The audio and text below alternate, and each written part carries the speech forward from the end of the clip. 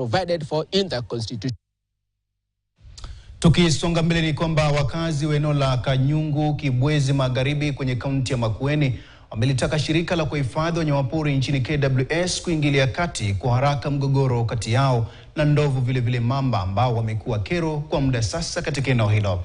Baadhi wanasema kwamba wanakodolea macho njaa baada ya ndovu hao kuvamia mashamba yao pamoja na mamba wajeruhi baadhi yao na hata kula mifugo wao.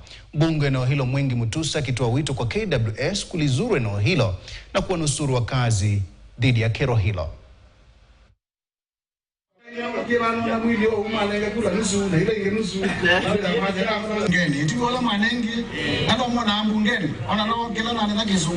Tuliwaachia huko sababu huku ni kwetu. Ndovu wametusumbua, wameumiza watu wetu, wamekula mali yetu, hata mali pengine nimeona wameharibu nyumba za watu wangu, na watu wangu wana furaha na mimi mwenyewe sina furaha.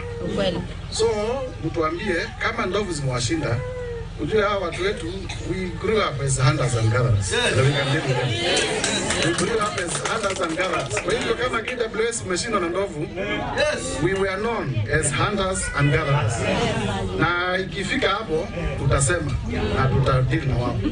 Tukiwa tumepanda asubuhi utapata kitu kwa shamba, gharama zote umeingia na hao wanyama wameenda na hawadi mbali. Wao wanazunguka wenyewe na magari yao wakiangalia wanyama wao vile wanavyotembea.